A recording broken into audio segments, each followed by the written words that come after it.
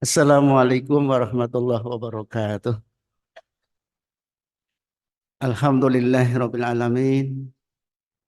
Alladzi nahmaduhu wa nasta'inuhu wa nastaghfiruh wa na'udzu billahi min shururi anfusina wa min sayyiati a'malina. May yahdihillahu fala mudilla lahu wa may yudlil fala hadiyalah. Asyhadu an la ilaha illallah wahdahu la syarika lah wa asyhadu anna Muhammadan abduhu wa rasuluh. Allahumma shalli wa sallim wa barik ala Muhammadin wa ala alihi wa sahbihi ajma'in amma ba'd. Ibu-ibu dan bapak-bapak jamaah Majelis Taklim Masjid Al-Arqam Wonosobo yang semoga senantiasa sama-sama dirahmati Allah Subhanahu wa taala. Marilah tidak henti-hentinya kita bersyukur pada Allah Subhanahu wa taala atas limpahan nikmat Allah. Begitu banyak nikmat Allah yang sudah Allah anugerahkan kepada kita semua, kita tidak mungkin mampu menghitung-hitungnya. Dan syukur alhamdulillah pada kesempatan pagi hari ini, Allah Subhanahu wa taala mempertemukan kembali di tempat yang dimuliakan Allah. Mudah-mudahan berangkat kita dari rumah ke tempat yang mulia ini mendapat ridho dari Allah Subhanahu wa taala. Bapak Ibu sehat semuanya? Alhamdulillah. Allahu Akbar. Salawat dan salam semoga Allah curahkan kepada junjungan Nabiullah Muhammad Sallallahu Alaihi Wasallam yang telah menuntun kita ke jalan yang benar, jalan yang diridhai Allah Subhanahu wa taala. Ibu-ibu dan bapak-bapak jamaah kajian Ahad pagi yang semoga senantiasa dirahmati Allah Subhanahu wa taala, bahwa kesempatan pagi ini nanti kajian akan disampaikan oleh Ustadz kita Teddy Supriyadi SS, asli dari Majalengka, Jawa Barat. Beliau adalah pengasuh MPS Kertek, Kabupaten Wonosobo. Semoga istiqomah bisa berbagi ilmu-ilmu yang bermanfaat untuk kita semua. Amin ya rabbal alamin. Adapun topik pagi hari ini adalah mengingat kematian dan negeri akhirat.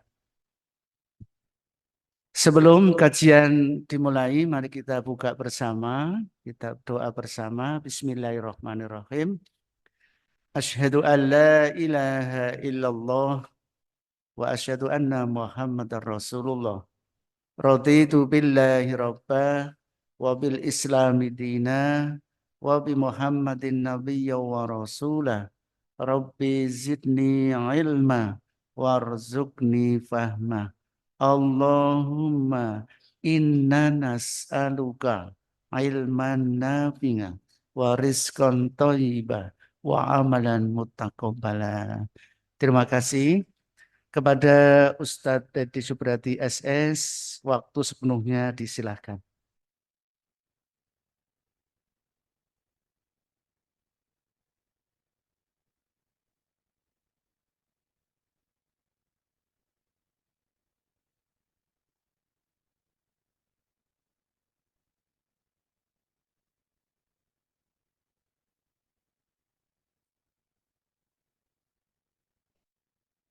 Assalamualaikum warahmatullahi wabarakatuh.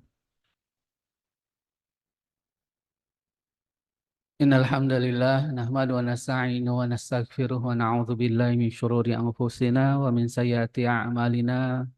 May yahdihillahu fala mudhillalah wa may yudlil fala hadiyalah. Asyhadu an la ilaha illallah wahdahu la syarikalah wa asyhadu anna Muhammadan abduhu wa rasuluh. Allahumma shalli ala Muhammad wa ala alihi wa sahbihi wa man tabi'ahu bi ihsanin ila yaumiddin, amma ba'd. Qala Allah Ta'ala fi kitabihil karim, a'udzu billahi minasyaitonir rajim.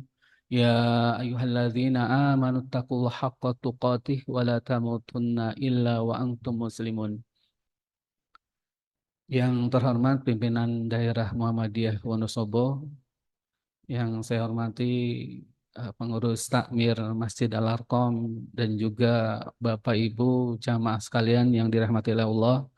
Alhamdulillah, puji syukur kita pada Allah Subhanahu wa taala atas limpahan nikmatnya di pagi hari ini kita bisa bermuajahah dalam kajian rutin Ahad pagi. Ya, mari kita senantiasa bersyukur kepada Allah Subhanahu wa taala dengan berusaha menjalankan perintahnya dan menjauhi larangan-larangannya.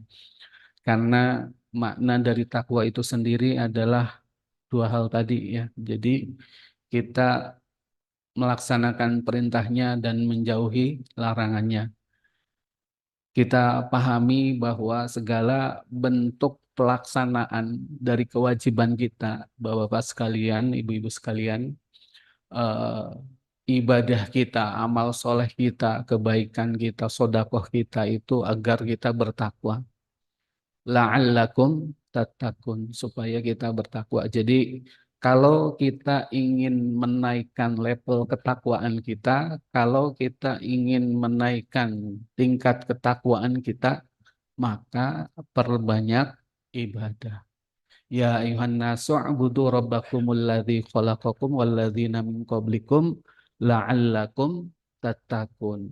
Wahai manusia, ini seluruh manusia, bukan hanya eh, kaum muslimin saja, tapi kita manusia diperintahkan untuk beribadah kepada Allah supaya kita bertakwa. Salawat salam semoga tercurah selalu untuk Nabi kita Nabi Muhammad Sallallahu Alaihi Wasallam, keluarganya, para sahabatnya, dan orang-orang yang istiqomah di dalam menjalankan sunnah-sunnahnya.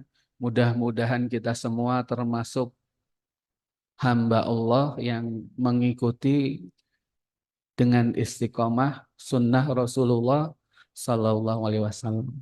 Jadi tujuan diutusnya Rasulullah kan untuk diikuti ya. Jadi kita harus mengikuti, jangan malah ngarang-ngarang sendiri, mengada-ngadakan sendiri. Apa yang menjadi syariat, apa yang menjadi amaliyah Islamiyah, maka harus sesuai dengan tuntunan Rasulullah. Kecuali perkara di luar itu, perkara dunia. Kata Rasulullah, antum a'lamu bi umuri dunyakum. Kalian lebih tahu urusan bisnis kalian. Kalian lebih tahu urusan dunia kalian. Maka silahkan berinovasi. Tapi dalam urusan agama, maka harus tadi ya mengikuti tuntunan Rasulullah. Kalau kita ngarang, kalau kita bikin-bikin, namanya bid'ah. Bapak Ibu sekalian yang dirahmati Allah, ini kita saat ini tanggal berapa Bapak? 1 Muharram ya. Jadi tahun baru Hijriah. Tadi malam bakar petasan enggak? Merayakan enggak? Ya. Jadi kalau tahun baru Masehi kayaknya meriah sekali, Tuhan. Ada yang petasan, ada yang melek sampai begadang, nunggu tanggal 1 Januari. Tapi kayaknya, tapi daerah Kerta kemarin tadi malam ada petasan juga gitu. Mulai masuk hari itu kapan ibu-ibu? Kalau dalam Hijriah, Maghrib ya. Jadi kita sudah masuk tanggal 1 Muharram kemarin Maghrib.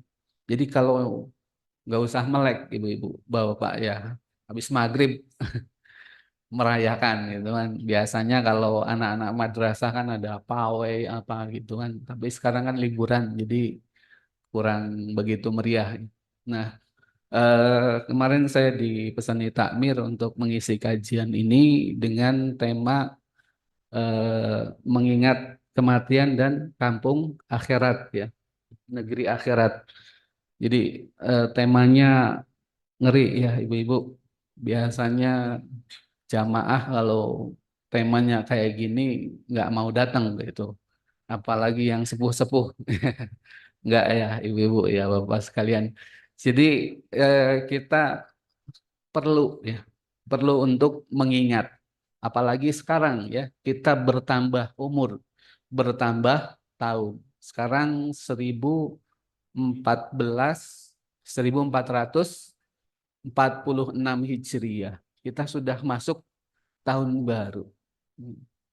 Ini untuk mengingat-ingat itu apa? Dengan muhasabah, dengan evaluasi. Bapak-bapak sekalian, ibu-ibu sekalian, sudahkah kita evaluasi tahun kemarin itu ibadah kita seperti apa? Evaluasi itu bahasa Arabnya adalah apa? Menghisab ya. Jadi muhasabah. Muhasabah itu kan asal katanya hasibah ya, menghitung-hitung. Umar radhiyallahu an itu menyampaikan hasibu qabla an tuhasabu. Hisablah kalian sebelum dihisab kalian. Apa artinya? Seorang muslim itu sebenarnya harus mengevaluasi dirinya, menghisab dirinya itu setiap waktu, Bapak-bapak, Ibu-ibu sekalian. Harusnya kita menghisab itu setiap hari. Pernah nggak ibu-ibu malam-malam mau tidur muhasabah dulu gitu, hisab dulu gitu, dihitung oh saya tadi sholat subuh telat, nggak sholat sunnah, duhur saya ke masjid, asar ketiduran, pernah nggak kayaknya? Kayaknya nggak pernah ya ibu-ibu ya. Paling biasanya oh tadi berarti saya jualan 100.000 modalnya 1 juta. Biasanya kan yang dihitung-hitung urusan dunia. Padahal kita harus mengingat-ingat. Karena apa? Karena kita itu besok akan dihisab. Negeri akhirat, ya, bapak-bapak sekalian, ibu-ibu sekalian, besok yang pertama kali kita alami di akhirat kelak itu adalah dihisab terlebih dahulu. Aisyah radhiyallahu anha menyampaikan bahwa besok pada hari kiamat di padang mahsyar itu semua manusia itu dalam kondisi tidak pakai sandal, tidak pakai pakaian dan belum disunat. Mungkin bapak-bapak udah kebayangnya gimana gitu kan ya. Tapi justru udah nggak kepikiran tentang masalah yang lain. Yang dipikirkan adalah amalnya. Yang dipikirkan adalah ibadahnya ketika di dunia. Ketika di dunia itu dia banyak beramal soleh ya, atau tidak. Ketika di dunia dosanya seperti apa. Itu yang dipikirkan. Dan bisa dibayangkan ibu-ibu ya di padang mahsyar itu bukan sehari 2 hari ngantrinya ya. Nunggu dihisab itu. Jadi selama berpuluh-puluh tahun, bahkan ribuan tahun. Kenapa? Karena 1 hari di akhirat sama dengan 1000 tahun di dunia. Jadi kita itu apa namanya hidup di dunia itu kata Allah kan dalam Al-Quran disebutkan al-ajilah. Dunia itu sesuatu yang tergesa-gesa, sesuatu yang cepat. Kenapa? Ibu-ibu kira-kira ibu-ibu umurnya berapa tahun di dunia? Gak ada yang tahu ya ibu-ibu kapan kita meninggal, kapan kita dipanggil oleh Allah. Tapi standar Rasulullah yaitu Rasulullah umur 62 tahun. Jadi kalau ibu-ibu sudah umur 60 tahun, ya, 62 tahun, nah itu sudah apa? Sudah batas limit ya. Jadi kalau kuotanya mau ditambah nggak bisa ya, beli pulsa kayak beli pulsa ya. Kita umur standarnya segitu. Jadi kalau 60 tahun sudah masuk, berarti kita sudah hampir-hampir saja. Kalau kita udah umur 70 tahun, 80 tahun, berarti Allah memberi bonus kepada kita. Kalau kita umur kurang dari 60 tahun, yang namanya kematian itu hal yang gaib, tidak ada yang tahu kapan kita meninggal. Maka inilah jadi kenapa misteri kematian itu Allah misterikan itu. Enggak ada yang tahu supaya kita itu tetap istiqomah dalam beribadah gitu kan. Dalam beramal soleh itu istiqomah karena kita tidak tahu amal kita pas ngapain Allah akan memanggil kita. Rasulullah Shallallahu Alaihi Wasallam menyampaikan al-amalu bi khawatimiha. Amal itu tergantung dari akhirnya. Jadi ibu-ibu ketika meninggal dunia itu pas lagi apa itu yang menentukan kita jadi husnul khotimah atau su'ul khotimah. Kalau kita lagi beribadah berarti kita husnul khotimah. Tapi kalau kita sedang bermaksiat, naudzubillah ya, maka kita sedang matinya dalam keadaan su'ul khotimah. Rasulullah Shallallahu Alaihi Wasallam menggambarkan tentang amal soleh ini. Jadi digambarkan oleh Rasulullah bahwa ada seorang hamba yang setiap harinya dia beribadah, beramal soleh, melakukan kebaikan-kebaikan. Sehingga antara dia dan surga itu ya, tinggal sejengkal lagi. Tapi kemudian dia melakukan maksiat, ya, melakukan amalan ahli neraka. Kemudian dipanggil oleh Allah, dicabut nyawanya oleh Allah, maka ia menjadi ahli neraka. Ada orang yang bermaksiat terus setiap hari, maksiat terus, berbuat dosa terus, sampai antara dia dengan neraka itu tinggal sejengkal lagi. Kemudian dia beramal soleh, bertaubat, taubatan nasuha, sehingga dia meninggal dalam keadaan beramal soleh dan sudah bertaubat, maka dia jadi ahli surga. Jadi yang namanya manusia, ya, selama dia masih punya nyawa, dia punya kesempatan untuk bertaubat, untuk menjadi orang yang baik, untuk mendapatkan husnul khotimah. Juga sama, selama dia masih punya nyawa, belum mati, maka ada kesempatan untuk bermaksiat, untuk mendapatkan su'ul khotimah.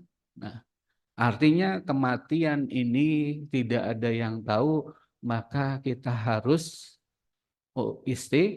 istiqomah di dalam beramal soleh. Jangan sampai kita sudah beramal soleh, ya kemudian malah maksiat pas dipanggil oleh Allah, pas kematian kita. Na'udzubillah min dzalik.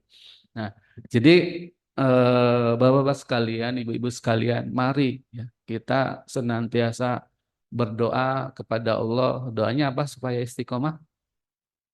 Ya muqallibal qulub, tsabbit qalbi ala dinik atau ala ta'atik ya.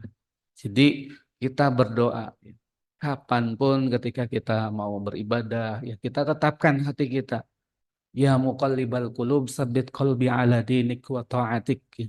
Ya Allah yang membolak-balikan hati, tetapkan hati kami, hati aku ya, supaya apa? Tetap istiqomah di dalam ketaatan dalam agamamu. Ya. Bapak Ibu yang dirahmatilah Allah, kemudian di sini di bulan Muharram ini, jadi untuk supaya kita diringankan hisabnya di negeri akhirat, ya, tadi gambarannya kan sampai ribuan tahun, karena satu hari di akhirat itu sama dengan 1000 tahun di dunia. Dan yang namanya kematian, Bapak-bapak, ibu-ibu sekalian, itu kan kayak tidur ya. Yang namanya umur juga tidak tahu. Ibu-ibu yang sudah sepuh gitu kan, tahu-tahu sudah sepuh gitu. Dulu yang masih ibu-ibu muda, dulu masih remaja, sekarang tahu-tahu sudah ibu-ibu. Bapak-bapak juga sama ya. Tidak terasa teman-temannya banyak yang sudah nggak ada gitu kan. Kita tidak tahu, tahu-tahu sudah tidak terasa sudah dewasa, sudah lanjut usia. Karena yang namanya waktu, Bapak-bapak sekalian, itu kan tergantung perasaan kita. Coba ibu-ibu ini suka nonton sinetron apa nonton drakor? Enggak ya. Biasanya kajian ya, alhamdulillah. Apa yang disenangi ibu-ibu? Biasanya kalau kita sedang menonton sesuatu yang disenangi gitu kan, tidak terasa begitu cepat. Tapi kalau kita sedang apa ya, menunggu seseorang itu terasa lama. Nah, kalau ngerungokke apa pengajian terasa lama apa terasa cepat? Ya, ya kalau tidur masa apa merasa lebih cepat ya, tahu-tahu udah selesai gitu. Ya, sama tidur juga. Tidur 8 jam kadang kadang kita merasa bahwa kita tidur cuma 5 menit. Jadi hanya perasaan saja masalah waktu itu. Tahu-tahu sudah dibangunkan. Tahu-tahu sudah subuh. Sorenya kecapean, habis isya langsung tidur. Tahu-tahu sudah subuh, sudah jam 3 sudah bangun. Nah ini waktu. Jadi kita tidak terasa. Ketika kita merasa senang, kita merasa waktu itu begitu cepat. Ketika kita merasa susah, lagi kerja, lagi ngapain gitu, yang itu merasa susah di situ, itu akan terasa lama. Nah, begitu pula ketika dihisab, bapak-bapak sekalian, ibu-ibu sekalian, ketika kita dihisab itu matahari didekatkan. Ya, luar biasa panasnya. Bahkan dalam suatu riwayat ada yang sampai keringatnya itu apa? Tenggelam ya. Karena keringatnya penuh gitu. Ada yang eh, berjalan dengan perutnya, ada yang berjalan dengan kepalanya, ada yang kepalanya berubah ya menjadi kepala hewan. Kenapa? Dosa apa ibu-ibu yang menjadi seorang yang menjadi kepalanya ketika di akhirat itu kepala binatang. Itu adalah orang yang sholat, tapi ketika sholat mendahului imam. Jadi bapak-bapak, ibu-ibu sekalian, kalau sholat berjamaah itu usahakan setelah imam. Jangan barengi imam, apalagi mendahului imam. Imam belum ruku, dia sudah ruku. Imam baru sujud, dia sudah bangun dari sujud. Ada ya, kadang ada yang seperti itu. Nah ini jangan sampai. Jangan sampai sholat kita malah menjadikan kita salah. Maka kita lebih baik menunggu instruksi imam. Adanya Allahu Akbar, adanya takbir intikal. Itu untuk mengingatkan kita bahwa kita itu harus mengikuti imam. Itu di akhirat, di yaumul hisab. Bapak sekalian, ibu-ibu sekalian, dalam kondisi susah semua. Kondisi susah semua menunggu ya keputusan dari Allah. Maka dalam sebuah riwayat disebutkan bahwa umat manusia itu kemudian untuk menyegerakan hisab dan mendatangi Nabi Adam. Nabi Adam mengatakan, saya dulu memakan buah kuldi. Saya punya kesalahan. Akhirnya mendatangi nabi-nabi yang lain. Nabi Musa. Nabi Musa pernah membunuh orang. Dan akhirnya kemudian mendatangi Nabi Muhammad Shallallahu Alaihi Wasallam. Kemudian Rasulullah memintakan syafaat untuk umatnya agar apa dihisabnya disegerakan. Nah ini bapak-bapak sekalian, ibu-ibu sekalian, ya. Jadi kalau kita ingin mendapatkan syafaatnya, Tentunya salah satunya adalah dengan sholawat untuk Nabi. Kita harus memperbanyak, tapi sholawatnya yang sudah ditetapkan oleh Allah dan Rasulnya. Seperti dalam sholawat yang tahiyat ya. Allahumma sholli ala Muhammad wa ala ali Muhammad kama sholaita ala Ibrahim wa ala ali Ibrahim dan seterusnya. Itu yang diajarkan. Jadi sholawat-sholawat yang tidak berlebihan dan itu ada tuntunannya dari Rasulullah. Itu yang pertama. Yang kedua adalah mengikuti sunnahnya Rasulullah. Kita kalau sering sholawat, tapi kita malah amaliyahnya tidak sesuai tuntunan Rasulullah, tidak mengikuti Rasulullah, berarti kita tidak cinta kepada Rasulullah, tidak mau mengikuti Rasulullah. Maka agar kita mendapatkan syafaatnya itu adalah salah satunya istiqomah menjalankan sunnah-sunnahnya. Jadi di akhirat itu susah, ya di yaumul hisab itu susah. Nah, kemudian dengan syafaatnya dari Rasulullah, memintakan syafaat. Rasulullah memintakan syafaat supaya dipermudah hisabnya. Dan orang-orang yang tanpa hisab, siapa Bapak? Adalah orang yang berjihad di jalan Allah. Mereka orang-orang yang syuhada, orang-orang yang syahid, ya. Orang-orang yang menjalankan Islam dengan benar-benar, kemudian berjuang di jalan Allah. Nah, berkaitan dengan jihad, ya, Allah Subhanahu wa taala menyampaikan innalladzina amanu wa hajaru wa jahadu fi sabilillah ulaika yarjuna rahmatullah. Dalam surat Al-Baqarah ayat 218. Ini menyebutkan tentang orang-orang yang beriman yang mendapatkan rahmat, yang mengharapkan rahmat Allah. Bapak-bapak sekalian, ibu-ibu sekalian, sholat kita, sodakoh kita, zakat kita itu tidak menentukan masuk surga. Yang menentukan masuk surga itu adalah apa, ibu-ibu? Rahmat Allah. Jadi karena rahmat Allah lah kita kemudian masuk surga. Lalu siapa orang-orang yang mengharapkan rahmat Allah? Nah, ini dalam surat Al-Baqarah ayat 218 di situ disebutkan ulaika yarjuna rahmatullah. Mereka itulah orang-orang yang mengharapkan rahmat Allah. Siapa? Yaitu orang-orang yang beriman, alladzina amanu wa hajaru, dan berhijrah. Jadi orang-orang yang berhijrah kemudian wajahadu, dan berjihad di jalan Allah. Ibu-ibu sudah hijrah belum? Sudah Bu, Pak. Sudah Ustaz. Saya dulu nggak pakai kerudung, kemudian pakai kerudung. Bapak sudah hijrah belum? Sudah, dulu suka ninggalin sholat, sekarang sergap sholatnya. Hijrah itu Bapak-bapak, ibu-ibu sekalian, itu hijrah maknawi ya.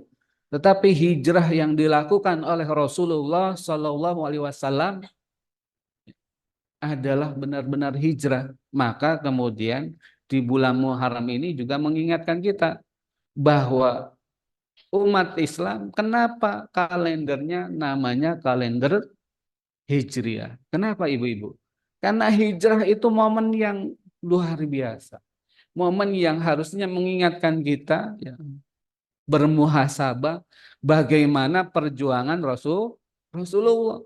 Rasulullah itu berhijrah pertama kemana? Ke Taif. Hijrah Rasulullah itu ke Taif. Tapi orang-orang Taif itu melempari, ya, mengusir sampai lutut Rasulullah berdarah, sampai gigi Rasulullah patah, ya, karena dilempari batu. Kemudian para sahabat hijrahnya kemana? Ke Habasyah. Jadi bukan lagi hijrah manawi, tapi benar-benar hijrah. Mereka karena disiksa oleh orang-orang kafir Quraisy, mereka berhijrah ke Habasyah. Nah, begitu pula para sahabat. Ketika Bai'atul Aqobah ya terjadi, ya ada perjanjian antara kaum muslimin antara Rasulullah dengan orang-orang Yasrib, Madinah sekarang, baru kemudian ada ketentuan dari Allah untuk hijrah ke Yasrib atau ke Madinah yang dilakukan oleh kaum muslimin. Hijrahnya itu enggak kayak pindahan ibu-ibu. Kalau kita kan saya pindah kertak gitu dari Majalengka gitu.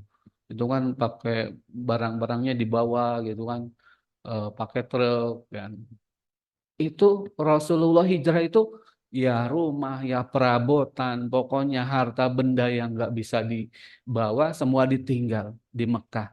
Hanya apa? Pakaian seadanya, perbekalan seadanya naik unta.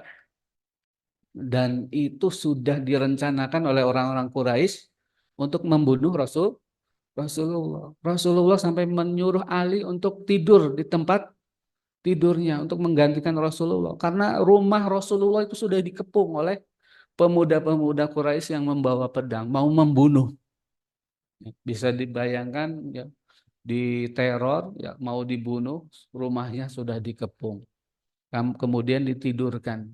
Ya, orang-orang yang mengepung itu kan ditidurkan oleh Allah dan turun surat Yasin. Ya, kemudian Rasulullah keluar untuk berhijrah, ya, eh, dilempar ya pakai pasir ya orang-orang yang tidur yang mengepung Rasulullah itu dilempar pakai pasir itu untuk apa? Untuk mengetahui ini tidurnya pulas atau tidak gitu. Tapi kadang kemudian sebagian kita menganggap oh ini surat Yasin punya kelebihan karena ketika Rasulullah mau dibunuh yuk dilempari pasir gitu kan, orang-orang Quraisynya tetap tidur. Nah, ini Rasulullah ketika mau hijrah ya. Jadi luar biasa. Kemudian Rasulullah kan kalau ke Madinah ke utara ya. Bapak yang sudah haji, saya belum pernah. Mudah-mudahan kita yang belum haji, belum umroh diberi kemudahan ya. Amin ya rabbal alamin. Kita berkumpul ya, di Baitullah ya. Sebelum berkumpul di padang mahsyar, kita berkumpul di Baitullah. Nah, itu ke arah utara harusnya. Kalau mau hijrah ke Madinah itu ke arah utara. Tapi Rasulullah ke arah selatan. Karena apa? Ini strategi ya. Dalam berhijrah saja Rasulullah apa? Luar biasa pakai strategi. Karena kalau kita langsung ke utara, maka orang-orang Quraisy langsung bisa mengejar. Jadi Rasulullah sembunyi dulu ya di Mekah itu di sebelah selatannya di gua apa ibu-ibu? Bapak, gua Thur ya. Jadi ada sebuah gua ya selatan ya. Selatan Mekah itu gua Thur. Jadi 3 hari sampai tetap dikejar itu. Sampai Abu Bakar As-Siddiq itu sampai menangis. Khawatir Rasulullah dibunuh. Karena orang-orang yang tadi mengepung itu bawa pedang itu sampai ke gua juga. Tapi dalam suatu riwayat kan guanya ditutup oleh laba-laba, kemudian burung-burung bersarang di situ, sehingga wah ini nggak mungkin ada orang di dalamnya karena laba-labanya masih masih utuh. Kemudian jejak kakinya oleh anak-anak Umar, anak-anak Abu Bakar itu ditutupi. Jadi mengembala kambing supaya jejak kakinya ditutup ya. Nah, itu strategi supaya apa? Supaya tidak ketahuan. Jadi ikhtiarnya luar biasa ketika Rasulullah hijrah. Kemudian para sahabat juga ketika berhijrah. Hanya Umar yang terang-terangan. Umar sebelum hijrah dia keliling Ka'bah, tawaf ya. Di atas untanya berpesan, siapa yang istrinya jadi janda, mau istrinya jadi janda, anak-anaknya jadi yatim, silahkan halangi saya untuk berhijrah. Artinya orang-orang yang hijrah ketika itu ditentang, diperangi oleh orang kafir Quraisy. Tapi setelah hijrah kemudian baru terbangun sistem oleh Rasulullah di Madinah, bangun sistem. Jadi ada orang Yahudi ya, orang-orang kaum muslimin di situ jadi sebuah negara. Bapak-bapak sekalian, bangun sistem baru kemudian ada syariatnya jihad. Maka setelah hijrah Rasulullah ada yang namanya ada kejadian atau momen yaitu perang Badar, perang Uhud dan perang-perang yang lainnya. Ketika Rasulullah di Mekah, Bilal itu kan disiksa, dijemur di atas padang pasir, ya, ditaruh batu besar, ditusuk pakai besi panas. Itu Bilal bin Rabah, muazinnya Rasulullah. Apa yang dilakukan Rasulullah? Ngangkat senjata, yuk berantem sama orang kafir Quraisy? Enggak, karena ketika itu jihad belum disyariatkan. Rasulullah hanya isbir, sabar, sabar. Tapi ketika Rasulullah sudah di Madinah, perangi orang-orang kafir Quraisy karena sudah terbangun kepemimpinan sistem kaum muslimin. Ketika di Mekah juga, ya, Rasulullah Shallallahu Alaihi Wasallam kan tidak bisa kemudian begitu bebas berdakwah. Tapi ketika Madinah setelah hijrah kemudian bisa bebas berdakwah. Bapak Ibu sekalian yang dirahmati oleh Allah, maka inilah jadi yang namanya hijrah. Kenapa Umar radhiyallahu an menetapkan kalender namanya kalender Hijriah? Karena dengan hijrah ini kemudian apa? Tonggak dakwah itu mulai berkembang. Kalau ketika di Mekah, Mekah itu ada Masjidil Haram, ya. Masjidil Haram itu apa? Kota suci umat Islam. Tempat yang sangat dicintai oleh Rasulullah. Masjidil Haram, tempat suci, kiblatnya kaum muslimin. Ya, walaupun ketika itu belum jadi kiblat, ya. Bapak, ibu-ibu sekalian, umat Islam dulu kiblatnya kemana? Baitul Maqdis, sekarang Israel ini, Palestina. Ya, itu harus direbut lagi juga. Sama sebenarnya prosesnya apa yang dilakukan Rasulullah. Ya, Rasulullah meninggalkan kota suci yang kalau kita sholat di sana sama dengan satu rokaatnya sama dengan 1.000 rokaat, ya.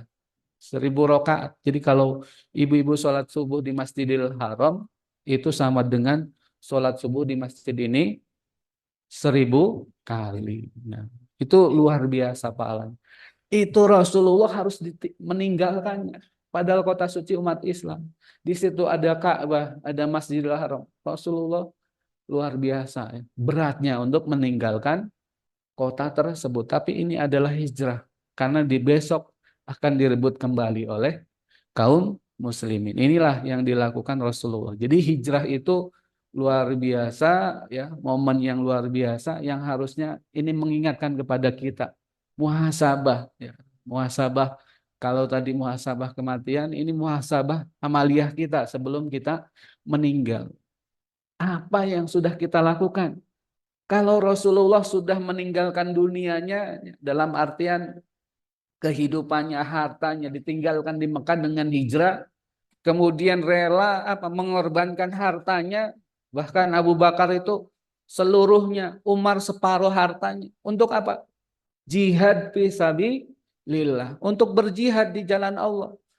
Bi anfusikum, kan, amwalakum, ya. Dengan bi amwalikum wa anfusikum. Yang namanya jihad itu dengan harta dan jiwa. Orang-orang yang mengharapkan yarjuna rahmatullah, orang-orang yang mengharapkan rahmat Allah, liqa'a rabbih, ya. Pertemuan dengan Allah, mereka itu apa? Hajaru wajahadu, berhijrah dan berjihad. Ini evaluasi, muhasabah buat kita. Kita kontribusinya apa selama ini? Sudahkah kita berjihad? Ibu-ibu berjihad? Jihannya ibu-ibu apa? Umroh, ya. Jadi kalau bisa apa ya? Ada tabungan umroh gitu kan. Ngumpulin, kalau katanya sih kalau backpacker, ya, itu lebih lebih apa namanya? Lebih murah, ya, daripada pakai biro gitu kan. Dan jadi ada yang nyepeda, ada yang cuma bawa tas doang gitu kan. Ya, untuk haji umroh, ya. Nah, ini umrohnya itu jihadnya ibu-ibu, ya. Kalau bapak-bapak sudah berjihad, bapak-bapak mengangkat senjata gitu. Kayaknya belum bisa ya, karena kita belum ada sistem Islam ya. Kita kan masih negara sekuler gitu kan. Sudahkah berhijrah kita? Ya, belum ya. Artinya hijrah hanya dilakukan oleh Rasulullah. Tapi apa kontribusi yang minimalnya itu apa? Mendekati kontribusi kita, yaitu apa? Meluangkan pikiran kita, waktu kita untuk dakwah Islamiyah. Bagaimana kita berkontribusi untuk apa? Kemajuan dakwah Islam. Dalam kajian seperti ini, kita harus memberi kontribusi. Contohnya apa? Mengajak saudara-saudaranya untuk ikut kajian, kemudian memberi kontribusi harta kita ya dengan infak dan lain sebagainya. Nah, itu walaupun nilainya jauh dari yang namanya jihad. Bahwa kalau ada perintah jihad, siap enggak ini? Siap ya, insya Allah. Nah, jadi kita harus ada kesungguhan untuk apa? Memperjuangkan agama Allah, agama Islam ini. Berjihad ya artinya kita harus meluangkan pikiran kita, tenaga kita, ya, harta kita harus sisihkan untuk perjuangan dakwah Islamnya. Karena Rasulullah SAW luar biasa sudah memperjuangkan dakwah. Coba kalau kemudian Rasulullah meninggal ketika sebelum hijrah, terbunuh oleh orang-orang Quraisy, kan kemudian terhenti dakwah. Tapi ya memang Allah tetapkan gitu. Ini kan apa? Kemungkinan-kemungkinan kan itu bisa dibayangkan Bapak-Bapak sekalian. Nah, kembali lagi kepada diri kita. Sudahkah kita benar-benar berjuang dalam Islam ini gitu kan? Kalau kita mengharapkan liqa rabbih ya, pertemuan dengan Allah, maka kita harus mempersiapkan diri. Harta kita kadang kan dikeluarin zakatnya. Berapa zakatnya? 2,5%. 1 M. 2,5%-nya berapa? 25 juta. Ya, alhamdulillah kemarin MBS Kertek ini kan ada pembebasan tanah yang nilainya hampir 2 M ya. Kemarin ada yang apa namanya? Rukonya itu disewa 1 M, kemudian mungkin zakatnya itu diserahkan ke MBS untuk pembebasan tanah. Ya mungkin sodakoh atau apa ya, wakaf ya, senilai 25 juta. Artinya 2,5%-nya. Itu kan bagian kecil ya. Kalau 100% apa 10% berapa dari 1 M? 100 juta. Itu juga bagian kecil. Ini yang dilakukan kita kan istilahnya yang bisa kita lakukan baru sebagian kecil. Berbeda dengan para sahabatnya, ya, para sahabat Rasulullah, ya, itu Abu Bakar itu seluruh hartanya. Ya. Umar separuh, Utsman juga separuh. Ya. Kalau punya harta 10 M, separuhnya berapa? 5 M. Ya. Nah, ini. Jadi Bapak-bapak sekalian, Ibu-ibu sekalian, mari ya kita mempersiapkan diri kita muhasabah tahunan ini ya di bulan 1 Muharram ya di dalam tahun baru Hijriah ini kita muhasabah. Tahun kemarin itu lebih baik dari tahun sebelumnya atau lebih buruk. Nah, kalau lebih buruk berarti bagaimana tahun ini memperbaiki. Dan perbanyaklah kita menghitung-hitung amaliyah kita. Minimalnya yang menjadi kewajiban kita. Apa yang menjadi kewajiban kita? Sholat lima waktu. Sholat 5 waktu, kalau bapak-bapak usahakan sholat berjamaah. Hidupilah masjid ini. Masjid ini tentunya dibangun semegah ini bukan untuk apa pengajian seperti ini aja, tapi bagaimana digunakan untuk sholat lima waktu. Kadang kita prihatin gitu kan, di Palestina gitu kan, orang-orang Gaza itu tertindas, terintimidasi, bahkan terbantai ya, oleh orang-orang Yahudi, orang-orang Zionis. Ya. Apa yang ditakuti? oleh orang Yahudi. Kalau Masjid Al-Arqam ini sholat subuhnya penuh gitu. Bisa nggak kayak gitu? Bisakah kita kemudian apa? Membangun jamaah, membangun kesatuan itu dari masjid. Jadi kalau masjid-masjid umat Islam itu subuhnya udah penuh, berarti ukhuwah Islamiyahnya sudah terbangun. Berarti jamaahnya sudah terbangun. Maka untuk nyerang Israel itu sesuatu yang kecil. Nah, tapi karena sholat subuhnya masih berapa sob di sini? Di Al Jihad ya dua soft ya, dua soft. Kalau ada anak pondok ya agak penuh ya penuh gitu. Tapi kalau libur ya dua soft ya.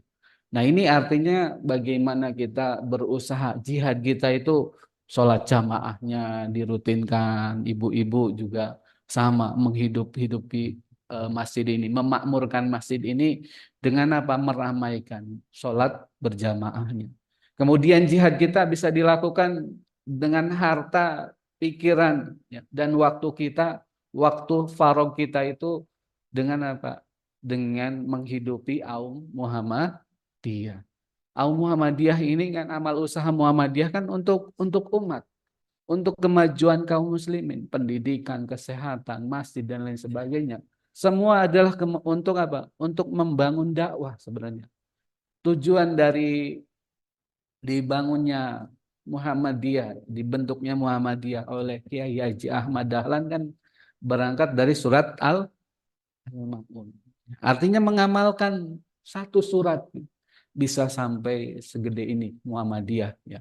Apalagi kalau banyak surat yang diamalkan ya. Baru satu surat Al-Ma'un saja bagaimana menolong fakir miskin ya. Dalam surat Al-Ma'un kan pertama apa? Menolong anak-anak atau fakir miskin, anak yatim ya. Jadi ya doal yatim ya, dan miskin. Kemudian yang kedua, wailul lil musallin. Salatnya ini yang belum ya. Muhammadiyah. Bagaimana membangun salatnya? Ya, salat jamaahnya. Membangun jamaahnya di Masjid Al-Arqam ini bisa semaksimal mungkin. Nah ini muhasabah bagi kita ya kalau kita belum bisa menghidupkan masjid, apalagi kalau kita berhijrah gitu, berjihad seperti Rasulullah dan para sahabatnya, luar biasa beratnya. Atau karena memang apa wahan ya kata Rasulullah, yang aku takutkan itu wahan. Apa wahan, ibu-ibu? Cinta dunia. Karena cinta dunia semua serba enak gitu kan, ya fasilitas sudah banyak, kemudahan sudah banyak, malah kita terlena kemudian jadi cinta dunia. Berbeda kan pada masa Rasulullah, mau dakwah harus naik onta, harus berhadapan dengan orang kafir Quraisy gitu kan. Susah pokoknya, kesusahan dalam kesusahan. Nah, ini jadi dakwah itu bukan hanya menggembirakan ibu-ibu ya. Ya kalau yang sing rodo prihatin juga perlu. Artinya apa ya? Masyakoh kita itu diperberat dengan apa? Dengan kesungguhan. Dakwah itu dimaksimalkan, bukan hanya kemudian ya cari enaknya saja, ya. Cari yang gampang-gampang saja. Tapi bagaimana dakwah jangan jauh-jauh lah ke Rasulullah. Kiai Haji Ahmad Dahlan kan berdakwah ya, luar biasa ya. Artinya apa? Hartanya dikeluarin semua kan untuk membangun sekolahan, bangun rumah sakit, bahkan Kiai Haji Ahmad Dahlan itu lemarinya apa-apanya dikeluarin, dilelang gitu kan. Ya dibeli sama apa orang-orang warga warga Muhammadiyah ketika itu dibeli gitu kan. Dibeli tapi dikembalikan barangnya. Ini luar biasa. Artinya kita apa namanya? Kesungguhan kita dalam memperjuangkan Islam yang apa? Kesungguhan kita dalam memperjuangkan nilai-nilai Islam itu mungkin sedikit sekali. Oleh karena itu mari kita berkontribusi yang lebih. Karena sebagai bentuk apa? bahwa kita itu mengharapkan rahmat Allah. Yarjuna rahmatullah, yaitu dengan hijrah dan jihad. Jihad kita ya dengan harta, dengan pikiran, dengan semangat untuk kemajuan umat Islam. Salah satu wadah dari dakwah Islam adalah Muhammadiyah. Muhammadiyah itu kan wadah ya. Kata Ali, al-haqqu bilan nidham yughlabul batil bin nidham. Kata Ali radhiyallahu an, al-haqqu bilan nidham, kebenaran yang tidak terorganisir, yughlabul batil bin nidham, akan dikalahkan oleh kebatilan yang terorganisir. Kristenisasi terorganisir, ya. Kemaksiatan terorganisir, kejahatan juga, begal, rampok, ya istilahnya korupsi itu terorganisir. Masa dakwah kita nafsi-nafsi, harus terorganisir. Organisasi yang mengorganisir dakwah itu salah satunya adalah Muhammadiyah. Maka ini salah satu wasilah agar kita dakwahnya lebih terorganisir, maka akan mengalahkan kebatilan yang terorganisir. Mungkin itu yang dapat saya sampaikan. Mari kita muhasabah tentang amaliyah kita, dakwah kita, ya, keburukan-keburukan kita juga evaluasi, kita kurangi, kita jauhi, ya, agar kita bisa meraih rahmat Allah, yaitu surganya Allah. Kurang lebihnya mohon maaf apabila ada khilaf dan salah. Akhirul kalam, wassalamualaikum warahmatullahi wabarakatuh.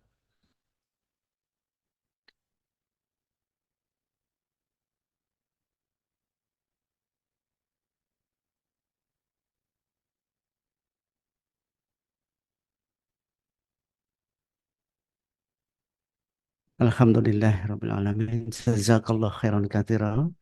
Kita ucapkan kepada Ustadz kita, Ustadz Adi. Mudah-mudahan pencerahan pagi hari ini betul-betul membawa manfaat untuk kita semua, menjadikan ibroh agar lebih bagus lagi ke depannya. Semoga semata-mata mengharap ridho Allah Subhanahu wa Ta'ala. Ibu Bapak yang dirahmati Allah, ada informasi sekaligus laporan dari pengurus Masjid Al-Arqam. Laporan keuangan Masjid Al-Arqam saldo pertanggal 28 Juni 2024 Rp12.272.400. Semoga amal infak sedekah kita semua menjadi tabungan akhirat kelak dan diterima Allah Subhanahu wa Ta'ala. Pengeluaran sampai dengan kondisi sampai hari ini 3.830.000, sehingga saldo akhir per tanggal 5 Juli 2024 Rp8.442.400. Barokallah. Mudah-mudahan amal infak sedekah kita diterima Allah Subhanahu wa Ta'ala. Nasrul minallah. Mari kita tutup doa kifaratul majlis. Bismillahirrahmanirrahim. Subhanakallahumma wa bihamdika asyhadu an la ilaha illa anta astaghfiruka wa atubu ilaik. Walhamdulillahirabbil alamin. Nasrul minallah wa fathun qarib. Assalamualaikum warahmatullahi wabarakatuh. 98 FM Purnama Sidi Wonosobo, mencerahkan, inspiratif.